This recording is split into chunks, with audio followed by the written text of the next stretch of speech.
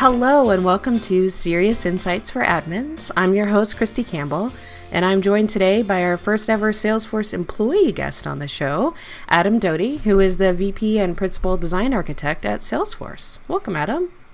Thank you for having me, Kristi. Of course. Excited to be your first employee guest. That's right. And I'm excited to talk about UX. I spoke to some other MVPs and local users and kind of asked what people were interested in. And I think this is really a hot topic right now. So before we get into too much around user experience in Salesforce, let's talk a little bit about your background. How did you get to be the VP and doing all the design things for the cloud? All the design things. That's pretty much what I tell my mom I do. It's a kind of an ongoing joke out there in the Salesforce ecosystem. What does Salesforce do? How would you explain it to your mom? Designy things. Yeah, that's basically it. I design all the things. My designing things history goes back to childhood, and I won't bore you with a lot of that, but I did want to become a cartoonist when I was a kid. Okay. I'm not quite sure how I was what my career path was going to look like as a cartoonist, but I was in love with Garfield, and I wanted to be Jim Davis.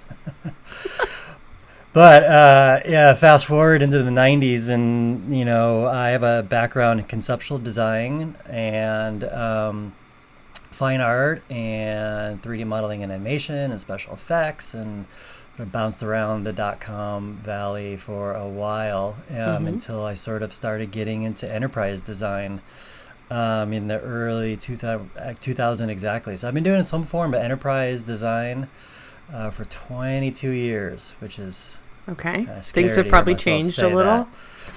Yeah, they have and they haven't. It's funny that everything old definitely comes back again. We've probably gone to, rounded bevel buttons to flat buttons to rounded bevel buttons with the drop shadow to flat buttons, as an industry design pattern about 6 times as long as I've been alive. It's been super fun. So, I've been at Salesforce about 11 years, and currently I help lead a team that's focused on designer relations. So you might have heard of admin relations or dev relations, and it is what it sounds like. It's like we sit at the intersection of internal design teams at Salesforce and external design teams, and are in charge of building a community and enablement and curriculum and a bunch of awesome stuff, which we can talk about. I like it. So you're the guy to ask about. I'm one of them. I don't. I'm one of them. I have an amazing team of peers, if you will, that are also designers, as we are, and strategists and marketers and researchers, and just super lucky to have such an awesome team, passionate about the same thing, about building a design community. That's awesome. It's something that as an accidental admin, I think I, engaged with as an end user across, plenty of software tools as an elder millennial. But then, so how do you see that good design impacts the Salesforce ecosystem? Like, how do those two things play together?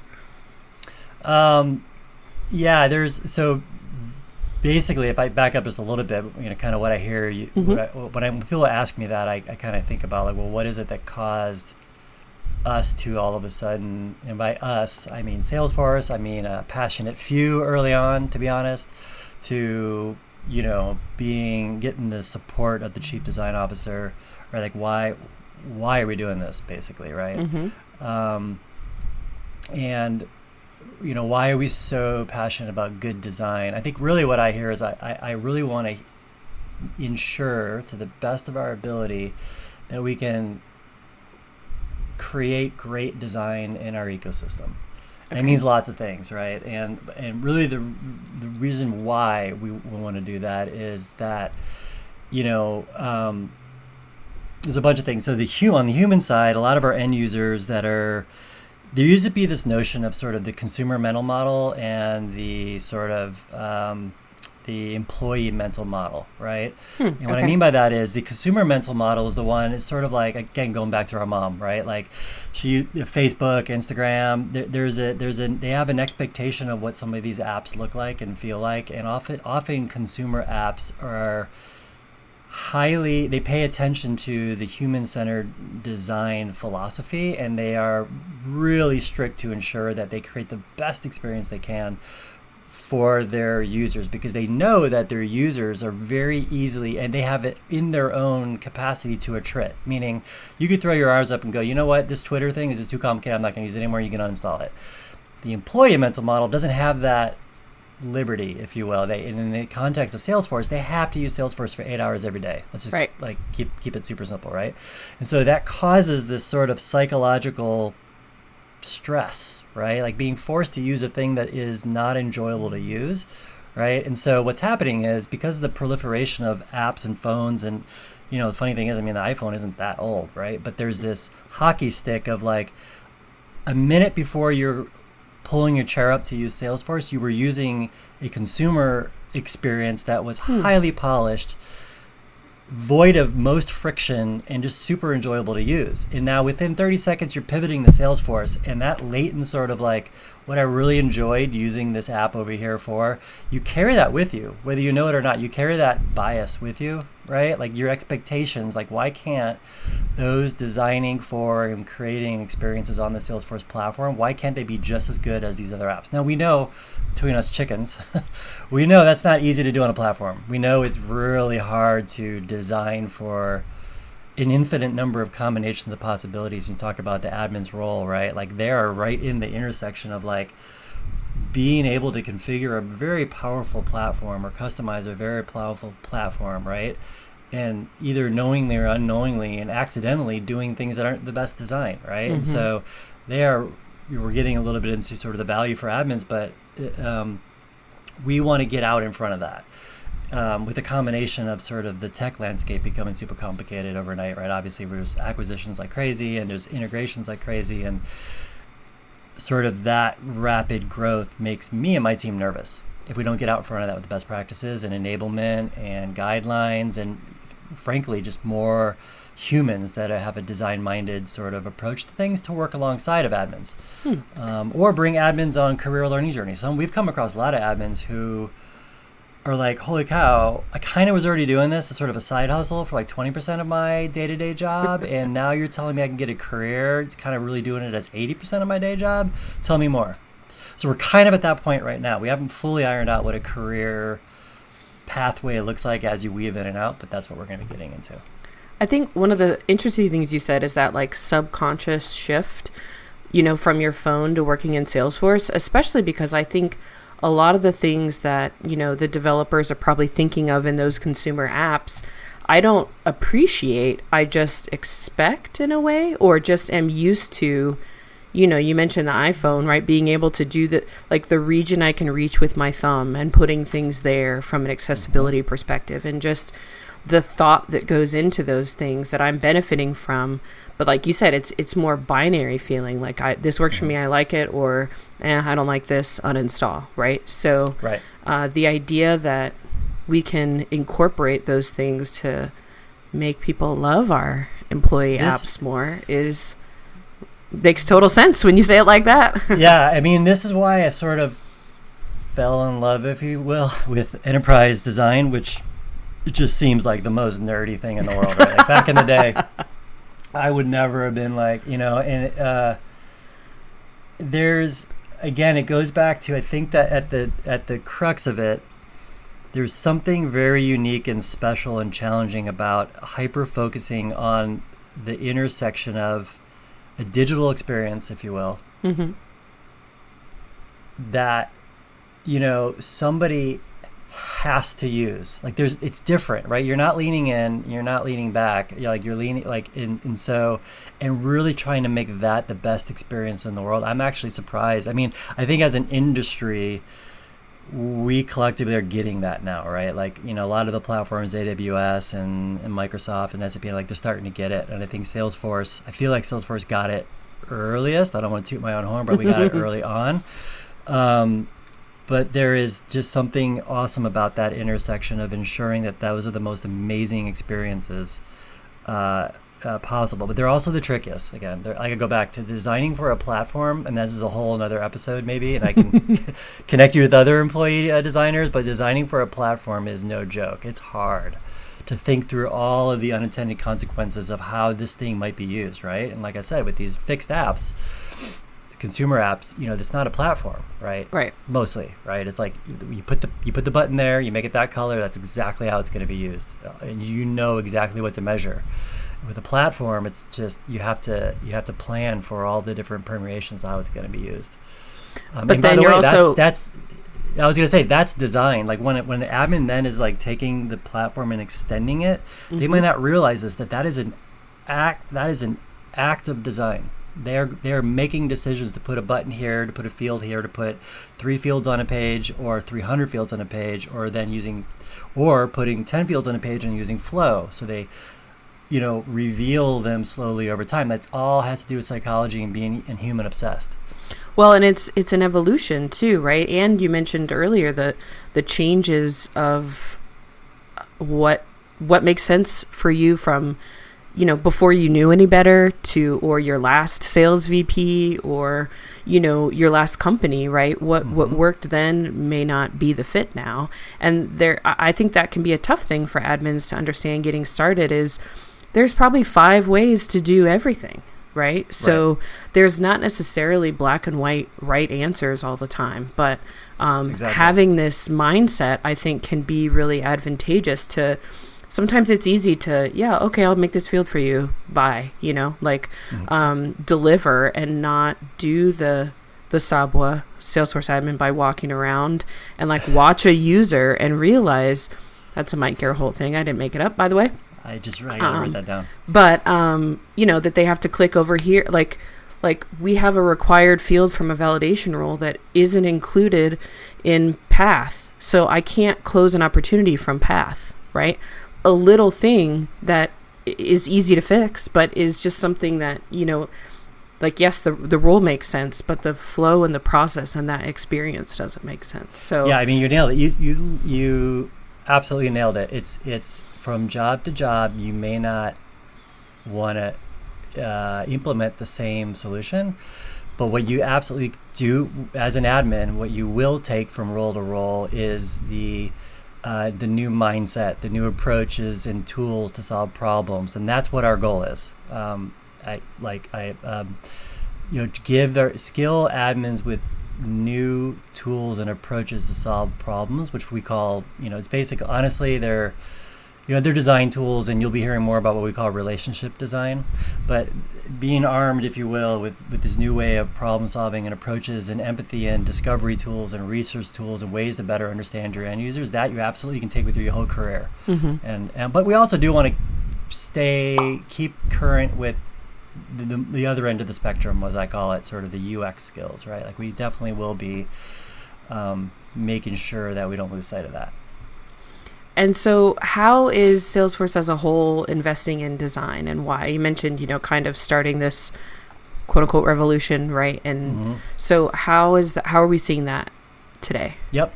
So there's a bunch of exciting things going on. Some things are very visible and some things aren't so visible. So I would say, as of a few years ago, there was everybody, I'd say the community and those listening probably saw a sort of an intentional swell of all things design. So Justin McGuire, as our Chief Design Officer, was promoted into that position a few years ago, and then with that came teams that are doing more under the realm of sort of design ops. We'd actually been doing design ops for a while. We have a very well sort of known a team led by Jason Krist that has shown up at sort of Rosenfeld Media's sort of annual conference, and they actually have a design ops conference and everything. They've done a lot of readouts there, but using and partnering with the design op teams to sort of create more of a mature program that's focused on enablement and learning and building community and elevating the brand of design at Salesforce. Sort of those are the 3 sort of pillars, if you will, sort of the areas of focus that we've been focusing on since I started helping to build this team a couple of years ago. Part of our, we want to create successful designers out in our ecosystem, connect them with jobs.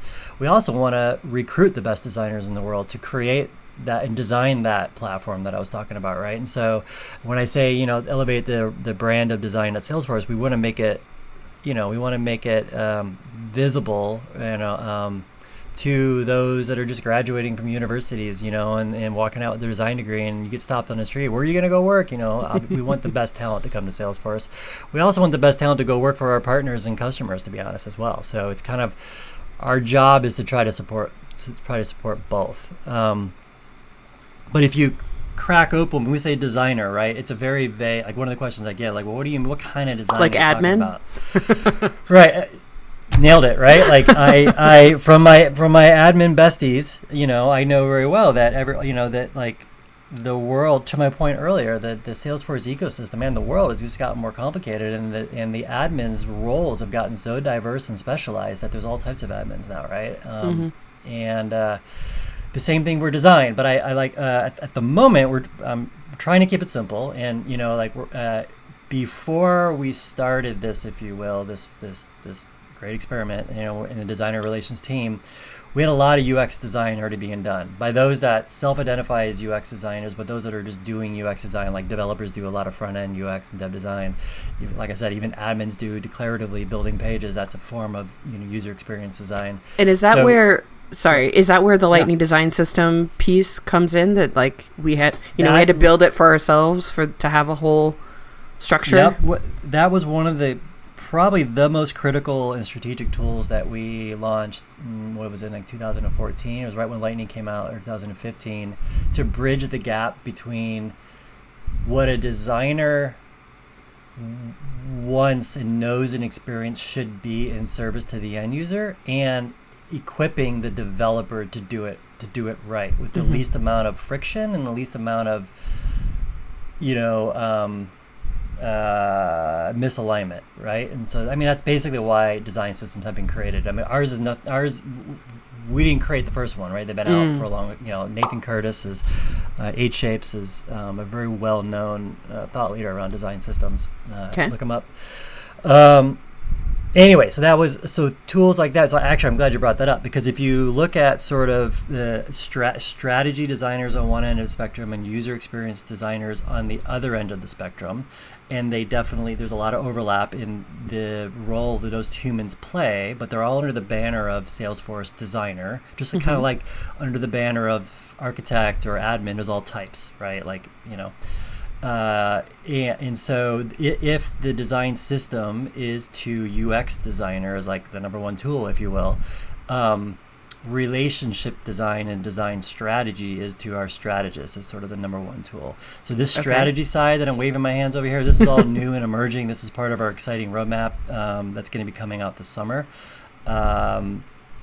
It's not super news to everybody, but maybe it is kind of news if you're watching this. But we're going to be launching the strategy designer certification in momentarily within a couple weeks, if it isn't out already. So that's super exciting, and then that'll be in service to those that align with strategy design or design strategists, which also happens to be a lot of architects. So many of our architects out there are excited for this, because they read the outline, and they know roughly what it's out there to solve and certify, and they see this as their day-to-day job is going to be a super useful tool. I also think it's going to be it's going to be something that's going to do very well in the admin ecosystem as well. Just based on a few of the campaigns I've done with the admins at the intersection of design strategy in the past. Yeah, I definitely think so. So I was going to say, you'll see us connecting more, like amplifying what's already happening in the UX space, and then talking a lot more around the role of design strategy. You're going to see us connecting these two roles together more as we sort of elevate the designer role, full stop. Okay, so I definitely have seen, I saw you speak in person, but I think the reception to the launch of this kind of new designer role concept has gone really well. What were some of the challenges internally of kind of fighting for it and getting it defined and getting a certification out there? Yeah, it's I'm always curious about what people think about the stuff that that I throw out there. And so there, I can't, I mean, I'd be lying if I said that it's been, oh yeah, zero friction. No one's had a question. Everybody gets it. The hysterical thing about design is that it's so accessible as a skill or as a craft, and everybody, it's sort of way more so than really anything else, right? It's sort of like, it's so, and it's also subjective, right? In the eye of the beholder is good design and bad design. There are heuristics out there, but everybody sort of is allowed, and it's lovely, but you're allowed to look at something and go, that's a good design or that's a poor design. Sure, there's a lot of, there's a lot of folks that sort of go, well, not technically, it's not. And those are just awesome people to talk to. But I guess what I'm trying to get at, it is very accessible, meaning really anybody can sort of roll their sleeves up and start doing design. Now, I can't say the same thing about, writing code. Because when you go to write, sure, you can start writing code, but when you go to compile it, either it compiled or it didn't. Like, it's pretty, to your point, binary, if you will. Like, it's pretty black or white. Like, it either does or it doesn't, and it's really hard to argue whether that's good code or not. Like, well, no, it didn't compile. It's terrible code. But is that the right blue to use? Sure, I like it, but close Kristi enough. doesn't like it. Yeah. Anyway, long story short, there are like sort of like three sort of common themes that come back a lot as we've been rolling this out over the past couple of years. Actually, it goes right to what we were just talking about, design systems. One of the biggest misconceptions that we have come across, and just totally took me by surprise, was that Salesforce creates this amazing platform. We have an amazing design system. We have absolutely amazing designers that work at Salesforce that design those two things.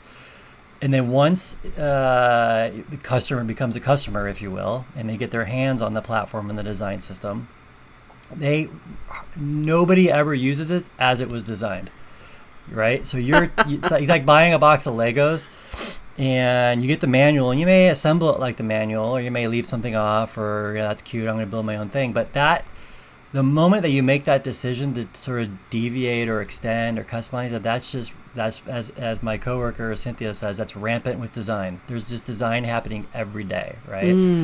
And so there is, outside our four walls, I like to say, there is design just continues to happen, and actually even more so, right? It's and so that, to my point earlier, we want to get out and help ensure that great design is happening with our platform and with our design system, and making sure that just because you can do something doesn't mean you should do it, and just give you the heuristics and the best practices to do things a good way. So I get that a lot, right? It's like, well, why don't you just create a better platform and you won't need designers out there? And it's not really the right argument to be making, right? Okay. The other thing we get a lot too, and this one's pretty easy because this is a big sort of apples and oranges moment to me. I get a lot is sort of, I think to use a developer or even an admin as an example, sometimes I get the questions like, well, admins use Salesforce. That's kind of like their tool. They sort of, they manage the org and they extend. That's like their tools or their paintbrushes, right? And then they go, and then some of the ones that are I'm still trying to bring along say, well, then also look at developers. You create, developer experience tools for them, and they actually use your dev experience tools. And that's kind of like their paintbrushes. What is admins' paintbrushes? I mean, not admins. What are designers' paintbrushes? They don't see the role that a designer has in, on, and for a platform, right? And it's sort of like, well, so one of the things I get was like, designers don't use Salesforce like they use Figma or Sketch or Photoshop or Illustrator, or choose any sort of design time tool that designers use, right? And I go, yeah, you're right. They don't. They don't. They design the experience. They design the paintbrushes. We're designing the paintbrushes and the canvas and the platform and stuff, right? In the same way the developers. The only nuance is that we don't really have design time tools. Now, I say all this with a big caveat. Our builder tools are kind of like the closest thing that UX designers and those that sort of identify as designers gravitate towards, right? Like there's Salesforce's version, so Experience Builder and App Builder, right? They're like our version of Wix, Squarespace, WordPress, right? Like they're the drag and drop. I'm going to build a thing, and then I'm going to hit publish, right? Like that's a design activity, right? So Yes, but it's just jobs to be done on our platform, which is a much smaller one. But, knowing that is where those that identify as designers see those two tools and they go, aha, that's where I can like crack my knuckles and I can bring my expertise and create the most amazing experiences. So you'll start seeing in the next year to come, we're going to really start hyper-focusing on builder tools and the designer role, or those playing the designer role. We're going to invest a lot more into that. But Okay. But More yeah, paintbrushes.